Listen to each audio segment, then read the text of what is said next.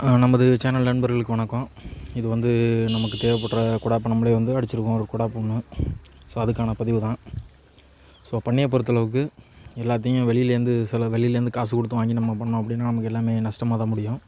So நம்மளால் என்னென்ன சின்ன சின்ன ஒர்க்கு செஞ்சுக்க முடியுதோ அதை நம்மளால் செஞ்சுக்கிட்டோம் அப்படின்னா நமக்கு அதெல்லாம் வந்து ஒரு ப்ராஃபிட்டில் சேர்கிற மாதிரி. ஸோ இந்த ஒரு குடாப்பு நம்ம கடையில் போய் வாங்கினோம் அப்படின்னா 3500 4000 அந்த ரேஞ்ச் வரும். ஸோ இதில் நம்மக்கிட்ட இருக்கக்கூடிய பொருளை வச்சு நம்மக்கிட்ட ஒரு சில மெட்டீரியல் நம்மகிட்ட இருந்தது, ஒரு மரம். ஸோ பழைய குடாப்பில் இருக்கக்கூடிய கொஞ்சம் ஜாமான் எல்லாத்தையும் பிரிச்சுட்டோம். மெயினாக நம்ம குடாப்பு பிடிச்சதுக்கு காரணமே பழைய குடாப்பு வந்து கொஞ்சம் சேதமாகிடுச்சு, உடஞ்சிருச்சு. ஸோ அதனால் அதில் இருக்க மெட்டீரியல் கொஞ்சம் நிறையா யூஸ் பண்ணியிருக்கோம். நம்மகிட்ட இருந்த மெட்டீரியலும் கொஞ்சம் யூஸ் பண்ணியிருக்கோம். வெளியில் நம்ம ஃப்ரெண்டு வீட்லேருந்து ப்ளைவுட்ஸ் கொஞ்சம் கிடச்சிது. ஸோ அதையும் யூஸ் பண்ணி நம்ம அந்த குடாப்பு அடிச்சிருக்கோம். அந்த குடாப்பில் மொத்தம் 4 அறை சின்ன சின்னதாக தான் இருக்கும்.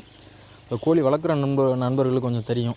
நீங்கள் பெரிய குடாப்பு அடித்தோம் அப்படின்னா அதில் ஏதாவது ஒரு பெரிய சேவலோ இல்லை கோழியோ போய் உட்காந்துக்கிட்டு வேறு எதையுமே உள்ளே அடைய விடாது. ஸோ அது ரெகுலராக கோழி வளர்க்குறவங்களுக்கு தெரியும். ஸோ அதனால் நம்ம என்ன பண்ணியிருக்கோம்னா கரெக்டாக ஒரு 1.5 அடிக்கு 3 அடி அப்படின்ற கணக்கில் நிறையா அறை வச்சு அடிச்சிருக்கோம். இதுதான் நம்மளோட பழைய குடாப்பு.